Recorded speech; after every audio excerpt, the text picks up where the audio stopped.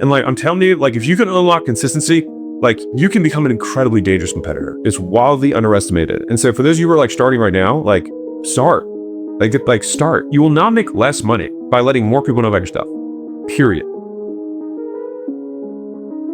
Some of you guys may know this, but I'm committing fully to doing more live streaming, and I want to do this so I could like make my content with you guys, and so you can kind of see like behind the scenes what it actually is. So the plan for today is that one, I'm going to talk about some content strategy stuff that I think will be beneficial for you guys, and then I'll be taking live Q&As from y'all, doing a little Hormozi hotline action. We got 32.7 million views on YouTube this month. Here's how. So I posted 35,000 pieces of content this year. We did a $100 million book launch for $100 million money models in 72 hours or 3 days. We did over $100 million in sales, 105 point something or 6 million to be exact. And the issue that most people struggle with is that you're making not enough content, number one, and the types of content that you're making are not attracting the types of customers you want. And so the promise that I have for you today is that I will show you a framework that I have called SPCL, like special if you want, but it's how to build influence rather than how to get as many views as possible or anything like that. All right, but it's a 4-part framework. Special is how you can remember, SPCL. And I want to break down each of the 4 components for you so that you can think about how you want to approach making content, all right, and building a brand in general. And so I also share this because I am not somebody who naturally, like some people just naturally have that like taste and, you know, brand knowledge and like have cool factor for, like I'm not that way. Like I'm not naturally that way. I'm not artistic. I'm really not creative, but I will work hard. And so I'm going to show the stuff that I've learned so that you can, hopefully, if you just have work ethic, you can model it. Okay. So SPCL, these are letters and hopefully overhead cam works all right. So SPCL. Okay. So what do these actually stand for? All right. So number one is status. And this is why you hear me talking about proof so much. But how do you define status from an operational perspective? For those of you who are new to the channel, I like to operationalize things, meaning like I like to look at objective reality and describe how we would see with your eyes, rather than try and put a whole bunch of like emotional words around stuff, because these are like that type of language is what confused me for a very long time when I was coming up. And it was only after I started defining things by what I could see, what I could observe, did reality feel like sharper, more crisp to me, and my ability to predict what was going to happen next increased by a lot. And so this is why I talk in this way. So how do I find status? So status is someone who controls reinforcers in a given environment. So that's a little bit fancy word, but fundamentally, if you control the good stuff that people want, then you will have status no matter what it is, right? And so the simplest example I have is like, if you go to a bar and it's a busy bar and there's a bartender and you have to get the bartender's attention in order to get a drink or booze, that guy in that moment has status. He controls a scarce resource, right? But if that guy walks out of the bar, no longer controlling that scarce resource, he does not have the same status or even close to it, right? Like outside of the bar, he's not getting tips every single 5 seconds when he like moves his hands a little bit and like says something nice, right? People aren't waving money at him as he walks to the street. Of course not, right? It's because he has status of one condition and he doesn't have another. Now, what's interesting about all 4 of these elements I'm going to break down, they all can work independently, but the idea is that you want all 4 of these stacked together. And this is what gives you the most influence, right? So like any of these 4 on their own would give you influence. Like that bartender, if he just says that, he would have some level of influence. And I'll give you a different example of this. If a kid inherits money, right, they're going to have status, right? Like if you have money, even if you didn't earn it, even if you didn't anything, if you have money, you will have some degree of status because you control something other people want, period. That's how it works, all right?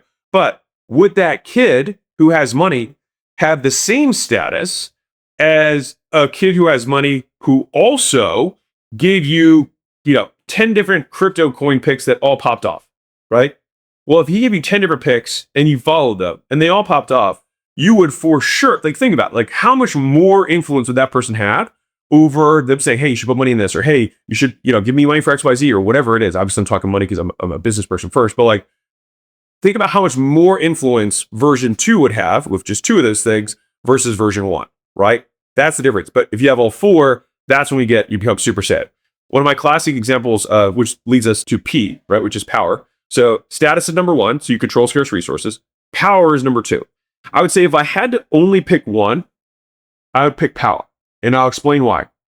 So power comes from something in the behavioral dynamics world called say-do correspondence. What that means is if I say something and then you do it, and then a good thing occurs, a reinforcing event happens afterwards, you are more likely to comply with a following request, right? So said differently, I give you the example of the guy who says, hey, here's 10 stock picks, you buy them, and then a good thing happens, right? The thing goes up. Great. That person now has power. So that person has status and power, which is why they are more influential than the trust fund kid who just has money, right? And so to the same degree, for many of you, we're trying to make content.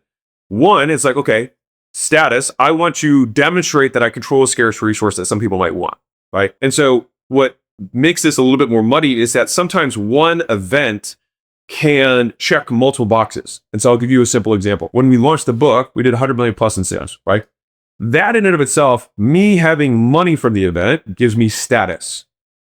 Me saying, hey, you can launch stuff in this way gives me credibility, right? Because I show that I have an event, I have something that has happened as a result of me doing it that give me third-party credibility. There's something that you can observe with your eyes, right? The reason that my ads do well when I have my $10 million building behind me is like, oh, well, that's hard to fake, right? And so you have credibility there. And so one event, like selling a company, can give you money, it can give you credibility. And then if I give people directions on how they can do things that are similar, and then good things happen, then all of a sudden you get power. And then the last is likeness. I know I'm skipping around, but credibility is number 3. And I'm going to go in more detail on all these. All right. And then likeness. So what's likeness? So likeness is that you see some people say relatability. This can be both psychological in terms of you share similar values with this person. You like their vibe, whatever you want to say, right? You like their behavior set, and that behavior set matches to people who have been positive in your life in the past. Or they literally just look like you, right? So like Layla and I could talk about the exact same stuff, but she's a girl. And so she's going to have more chicks who follow her than me. And so maybe it's because of the topic, but I would think, at my onset, I think, oh, it's because I talk about money and I talk about business. That's why I have a more male audience. But Layla, I think, is like 54% female. And she talks about almost exclusively money and business. Obviously, she talks about some mindset stuff too. But I say this to say, okay, if we have these 4 things, and these are the things that create influence, and I would define influence as high likelihood of compliance with requests. Okay, so what does that mean? So if I say, hey, grab my new book, or I say, hey, come to this webinar, hey, I'm going live, like, come check it out, or hey, you should come to a workshop, whatever it is, right?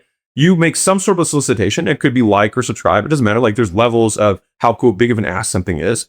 And if anybody's played like a video game, it's like you have like a role for like Dungeons and Dragons, and it like depends on how charismatic, how much influence you have, how high of a role or how low of a role rather you'd need in order to be successful with the request, right?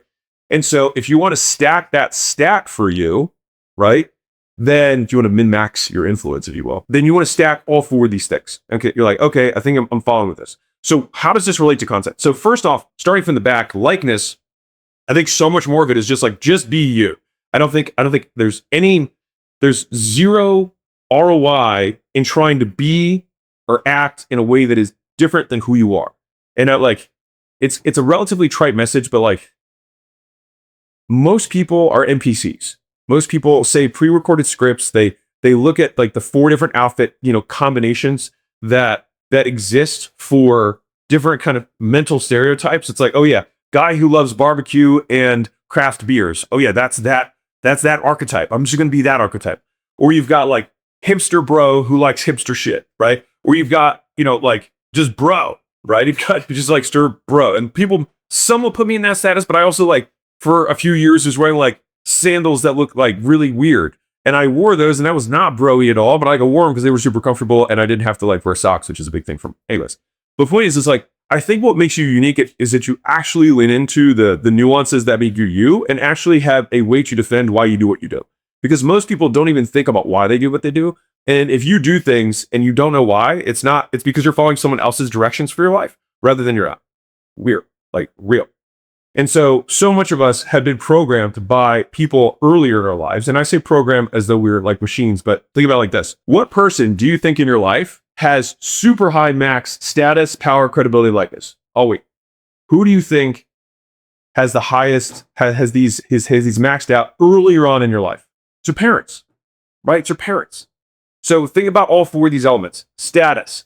Do your parents control scarce resources, things you want? They've got money and they've got toys that they can buy you. They've got food. They control your shelter. They control what room you live in. They control if there's other people in the room. Like they have huge amounts of status in your life because they control all the scarcest resources, all the things you want.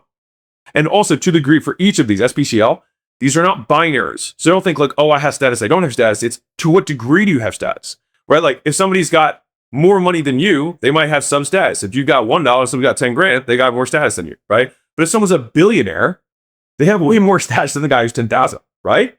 Okay. So again, think not in binaries, yes or no, but think in continuums. So the next one is think about your parents, power. How many reinforcement cycles do you assume that your parents have from the time you were born? When I say reinforcement cycles, it means like they said, do this, you did that thing, and then a good thing happened. Now, you might be like, I hate my dad or hate my mom or whatever your thing is. I don't really care. That doesn't matter for this purpose. The idea is that they probably said, don't go in the street or don't do that. And you avoided a bad thing or do this. And then a good thing happened, right? You tied your shoes the first time. You put the two bunny ears together. You tied your shoes. A good thing happened. You followed their directions. Think about how many times a parent has given you directions, you followed them, and a bad thing was avoided or a good thing happened. Many. And so it makes sense that not only do they have a lot of status, they have a lot of power. Okay, what else do they have? Credibility. Now, this is one where I think parents sometimes might lack compared to the other things. Now, if you have a parent who also has credibility in that specific, realm of whatever it is that they're talking about, then you have even more influence on you, right? And then finally, for parents, are they like you? Yeah, they literally look like you, right? And oftentimes they share similar values to you to a degree. Obviously, some people just go polar opposite from their parents. That's fine, but I'm talking in sweeping generalities for most people, right? And so this should at least explain or break down, like, why do parents have so much power over us? How they have so much influence over our behaviors, even when you don't even, here's the really kooky part about this. You might not even want to listen to your parents. You might even like your parents, but you can still feel that you have to like resist their requests because you are so programmed based on these elements of behavior to comply with their requests, right? And so then the idea is, how do we take these four elements, right? And then how do we reverse engineer these into the content that we have so that we can build up true influence? Like, and again, we're defining influence as the likelihood of a compliance with a request, right? And that likelihood will depend on the nature of the request and how much your SPCL is in relation to that thing, right? If I was giving out fashion tips, I probably don't have a lot of credibility for fashion tips, right? I don't know if I control any scarce resources around fashion. I have no fashion hookups. I probably haven't given anyone specific fashion tips. I have no third-party anything for credibility for it, and you probably don't look like me. And so I probably would have very low influence. And so these things are not, to some degree they can generalize as you go up and up and up, but you have more influence in domain specificity, right? So of course, there's some things that will generalize over time. This is why people go to their hairstylist and they'll listen to them for relationship advice. It's like, how does this person who cuts my hair have anything? Like, why would I trust them in any way on relationship advice or on a stock pick? The thing is that there is some degree that generalizes, but it's obviously going to be way more domain specific to whatever their thing is, right? So hopefully this makes some sense for you guys. Okay, so if we know these are the four things, status, power, credibility, likeness, then for each of these things in our videos, right, we want to demonstrate that we control scarce resources. And so for me, like at the very beginning, if you think about what the intro was, right? So I said we did 32.7 million views, and we did over 105 point something million dollars in sales for the book launch in 72 hours. And so that's me demonstrating status. I have these things, right? Then power. So what I'm going to do in this video is I'm going to break down four things so you can follow. And if you follow these things, you're going to be more likely to get people who are going to comply with a future request. And so that means that they're not just going to watch your video, but they're going to be more likely to watch the next video. And if you have any kind of call to action in the video, whatever level of call to action that is for you, whether it's subscribe or like or share or buy something that's small or set up or call or whatever it is that you sell, then this is going to be second, right? Like that you'll have included that in your content. So then credibility is going to be the third party stuff. So the reason that I had at my launch, for example, I had Guinness, I had to pay those judges, I'd pay 3 judges 24 hours to be on site, was because I wanted to validate that the books that we did and the revenue that we generated was legit. Right. So I had a third party that most people respect as like a legitimate corporation, that their entire business is based on trust, that they validate and verify proof that these records are broken. And so that gives credibility. And then with respect to the video, status and credibility can seem similar, but because so commonly the things are linked. What I mean is, like, if I say I just have money, I will have some status. But with relation to what this video is about, the credibility component will be more around the views that we're able to generate and the sales that we were able to generate from having content. And so money generically gives status. The credibility around the specific thing that I'm describing, which is like, how do you build influence inside of a video or a personal brand?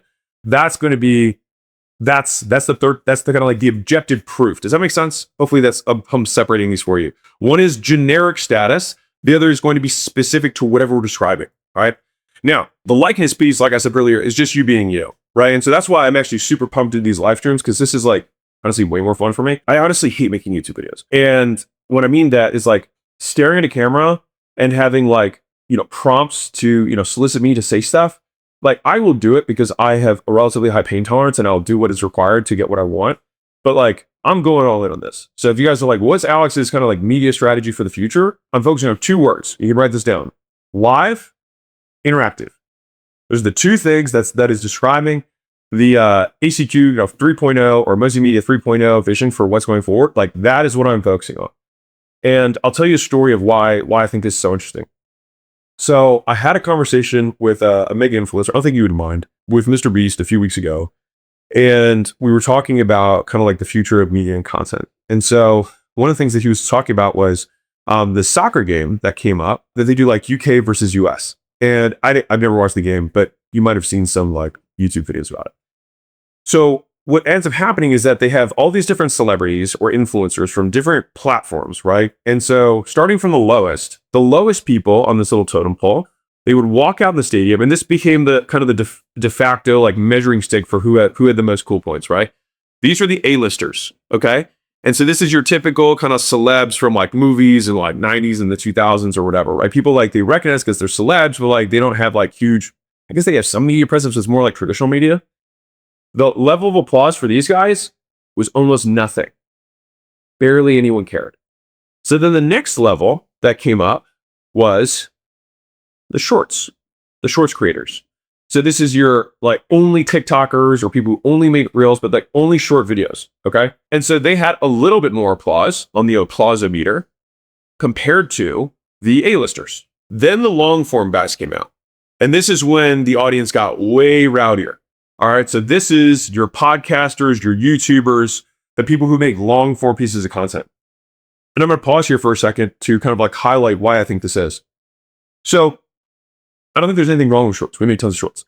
But I see the purpose of shorts as many times a way to get someone to watch along, right? They watch a couple shorts and then think, okay, this guy seems legit or this gal seems legit. I'm going to risk my time, because that's the risk. They're making an investment, right? You're making an investment today. I'm going to risk that we get a good return on this, right? And so shorts then lead to longs. But let me show you the difference from an influence perspective. How many reinforcing cycles do you think you can have in 30 seconds compared to 2 hours? It's like not even close, right? And so if someone watched 2 1-hour pieces of content from me, period, okay, 2 1-hour pieces, it's 120 minutes. For me to get that same level of exposure and kind of cycles of reinforcing with a prospect, right? And they were only consuming shorts, right? Let's say my average short, do you know what my average short is life-wise? 15 seconds? Let's say 15 for math's sake. Okay, so let's say it's 15 seconds. So that means it's 4 shorts per minute. So if I have 120 minutes for longs, someone would have to watch 480 shorts to have the same level of exposure as watching 2 hours with me. And think about how important this is. Like, what were the things that people said, like, this was the quote podcast election, right? This one that just happened. Trump went on, and I don't care about the politics behind it, but I do care about influence and persuasion. And so, like, why is it that the 2 podcasts that I think really nudged this election, in my opinion, is the Trump 3-hour plus podcast that he did with Rogan like a week or whatever it was before November. Is it November 4th? I think it's November 4th. I think Elon getting on Tucker Carlson and doing that interview. I think those 2 interviews were some of the interviews that really nudged the election. And again, I don't care who you voted for. It doesn't matter to me. I think about this from marketing persuasion. Okay. And so because of that, audiences who were not sure got to spend 3 hours with a presidential candidate. As a result, it just nudged some of them in the direction to ultimately vote. Okay. Now, back to our little story. A-listers have almost no applause. Shorts have slight applause. Longs have legit applause. Then the live streamers. when the live tours came out, it was like the entire auditorium or stadium or arena erupted. And when I heard that, it was such a visual example of just like, I mean, we have this saying, just like butts and seats. Some of you guys who are watching this have some level of following, or you make some sort of content, whatever. And some guys who don't, like, might as well get started, right? But if you just make a bunch of like meme content, right, you demonstrate almost none of these things, right? You demonstrate no status. You give no people any directions on what to do, so they get no positive results as a result in their life as it relates to whatever domain they care about. You're not demonstrating any kind of credibility. And maybe you have some element of likeness. That way you might have some element of likeness that might come from a meme sort of content, right? And so what happens is some of you guys are chasing views when what I think you want is you want to have prospects who are more likely to comply with a future request, right? And so we need to change our behavior to maximize the likelihood that occurs, right? And so in looking at this thing, this is why I'm telling you, like, showing my cards, I'm going to be doing more live streams. And I think it's also, and this is me like outside of SPCL, but I think like meta themes overall, is that I think that the internet will always move towards truth. And so I think the A-listers, everything's super curated, everything's super polished, it's photoshopped, it's scripted, right? And as you move closer this way, it's rawer. Like, you have a 3-hour podcast, like, they're not scripted, right? Or most of them are, right? Streaming, it's like, yeah, we're live, right? I can't do anything, we're live. And so this idea of how can we approximate the rawest reality of us hanging out, right? And actually going through this stuff, I think that is what will unlock the most influence, as long as you are still including these SPCL elements into it. And I think that's the marriage, right? How do I do SPCL and do it as many times as I possibly can? That's the idea. And so live streaming provides that opportunity. Now, let's also think about this from a context of volume, right? So whether you like or not, Rogan, tremendous influence, right? To the same degree, PBD, tremendous influence. Dave Ramsey, tremendous influence. What is it that these guys have in common, right? What is it they have in common? They're putting out hours of content every single day. So you guys want to hear something a little bit mind-blowing? So I said earlier that we had 35,000 pieces of content, right? Now, I hear plenty of times, there's tons of, $1 million businesses, $2 million businesses, things like that. They put out one piece of content a day, right? And there's nothing wrong with that. That's 365 pieces of content a year. And if you think about the size of acquisition.com in terms of our revenue, right? Compared to somebody who's doing $1 or $2 million a year, and they're doing 365 pieces of content, we're just quite literally doing 100 times more. That's it. Like, we're literally just doing 100 times the volume. And as a result of that 100 times the volume, what do you think's happening? We get 100 times the prospect. And so a lot, like, people want to try and like outsmart themselves and thinking that they can like not do the work that's required, but it's actually far more linear than you would expect. So like, we just know there's like 1 out of 10, shorts is going to go, is going to be a 2 or 3x outlier. We just know what that math looks like. Same thing for longs, right? And so it's like, how do I just jam as much into that input output machine as I possibly can? And as long as I'm checking these boxes, like I'm making the right kind of content, then you're going to get the right kind of prospects, all right? So I'll give you one more nugget and then I'll open up for discussion. I don't care who you are, you have to respect that man's level of effort. Like, he's been doing this for, 40 years? 40 years. He's been putting out 3 hours a day of content. It's like, I don't care what you think about him. Like, the guy works and he's consistent. And the thing is, and he'll be the first day. He's like, it's not like I'm Superman or I'm not like, some rocket scientist here. He's like, but the guy's consistent. And like, I'm telling you, like, if you can unlock consistency, like, you can become an incredibly dangerous competitor. It's wildly underestimated. And so for those of you who are like starting right now, like, start. Start. You will not make less money by letting more people know about your stuff. Period. Full stop. So you one more nugget, like I said, which is that some of you guys may have heard this. And it's a concept of social media is now turning into interest media. Okay. So what does this mean? Let's unpack this for a second. So if you make content and you judge it by views, I think that's dumb. And I'll explain why. If I have a grandma public come and just do a running slap and just slaps me across the face, that video will probably get views. But does it get the grandma views? No. Does it get me any more people who now believe more in my stuff? No. But what it will do is it will show it to people who are interested in humor, which is a lot of people, right? But those might not be your customers. and they probably aren't. So assuming you're not an entertainer and you are somebody who's a business person, and if you're in business, whatever business you're at, e-commerce, SaaS, services, brick and mortar, doesn't matter. If you sell services to anyone, you're likely going to be an educator, not an entertainer. Meaning you're trying to provide value to people to change their behavior in some way, and ideally change their behavior that gets them to walk closer to you and buy stuff. Okay. So what do I mean by social versus interest?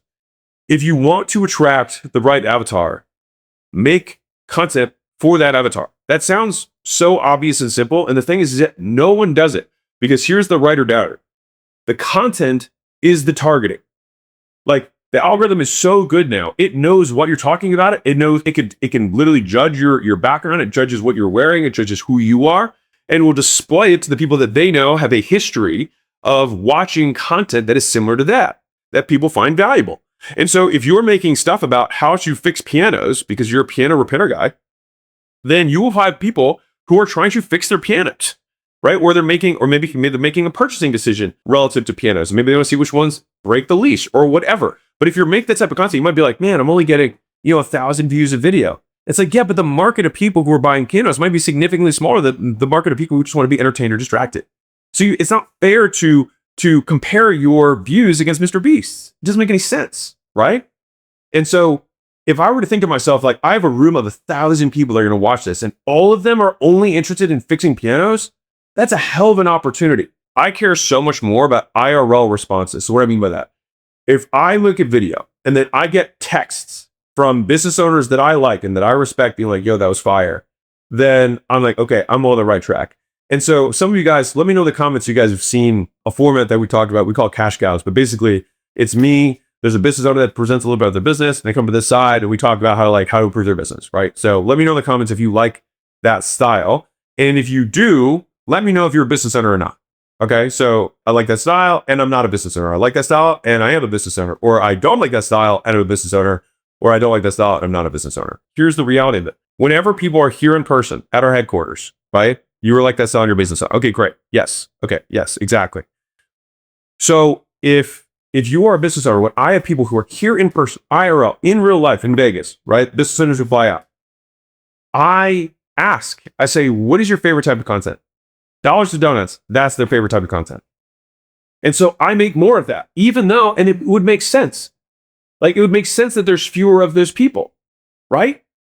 Because just think about math. So let's say that 100% of people, like this represents 100%, let's just use USA because I already know all the numbers for USA. Okay. So let's say this is 100%. All right. You get 100% of people who are interested. Okay. Well, right now, only 9% of people even own a business. Like 9%. So right off the bat, I'm going to have a huge percentage of people that aren't my ideal audience. Now, of course, I do have people who are business interested. And that's why I'm a co-founder of school, and we give people, a way to go start a business online in a low cost way, right? Which you can do. It's $9 a month after a 14-day trial. You can check it out. There's a bunch of training and community and all that good stuff. All right. But you can go to school.com, I think /Hormozi. I think it's below this video. Doesn't matter. Point B. 9% is what I'm competing for. Okay. Now, that means there's about 32 to 33 million business owners in the US. Okay. 32 million. That's 100% of all business owners. Now, within that, 95% of that 9% is below $1 million in revenue. 95%. So then I've got 5% of that 9% that are over $1 million. If you want to get weird with it, what percent do you think is over 10 million? 0.4%. 1 in 250. 0.4%. And then 100 million, 9 figures, is I think 1 in roughly 3,000, depending on your data source. 1 in 3,000 businesses gets to 100 million a year. This big. And so it would make sense then that we've given these numbers, right? 9% is 32 million. So out of 5% of that is going to be 1.5 million people. There's only 1.5 million people who are business owners doing over $1 million, based on the math that this is Census Bureau data. Maybe theirs isn't correct, but that's the myth, right? And so if we're looking at that's the market, then it would make sense that I'm not going to get all 100% of them to watch my video, right? If I got 1.5 million views and 100% of them were business owners, that'd be insane, right? And so it would make sense that if I get 100,000 views on a video that's really made for that level of business owner, then I'm crushing it, right? And it doesn't make sense to look at Mr. Beast's video with 100 million views and be like, oh man, I suck. It's like, dude, we're going after, we had different games, right? And so I'd encourage you to create accurate expectations of the size of the market that you're going after. And also think about the translation of these numbers into IRL, real life. Because when I started out and I was making YouTube content, like I started zero, just like everybody else did. And I remember saying, like, I was like, can you imagine there's gonna be a time where we get 10,000 views on a video? I remember saying this. I was like, dude, we're gonna get 10,000 views in 24 hours. It's gonna be sick. And that was because at that time I was getting like 1,000 views in 24 hours, right? But for me, I was like, 1,000? Like I worked in real life. I had brick and mortar. So for me to get 1,000 people in a room, I was like, my God, I would do lunch and learns with 15 people, right? So I got 15 views. I was like, hell yeah. I mean, I would do this in person, and this is just being convenient for them. So it's at home, right? And so I bring this up so that you don't judge, one, the number of views. It's way more important to have quality of views. I have 2 businesses that I looked at in the last year that were doing over $1 million a year with less than $5,000. There's another business that's a B2B insurance company that I invested in that I don't want to show their numbers, but okay, I won't show. I'll just say many millions on like 10,000 followers. I'll just leave it there. All right. And so like you absolutely can make plenty of money with a very small following as long as you make content that's directly valuable for that following. All right. With that being said, we just went over SPCL, status, power, credibility, and likeness. What do you want to include in videos? Why I'm going all in on live stream, and why the whole point is you want to get as much time with your prospects as humanly possible. You want to make the topics of your content based on the things that those people find interesting, not based on like being social, but being interesting. And you make it interesting for them, they will keep watching it. And then being realistic about your expectations on how many views you can get based on your size of market.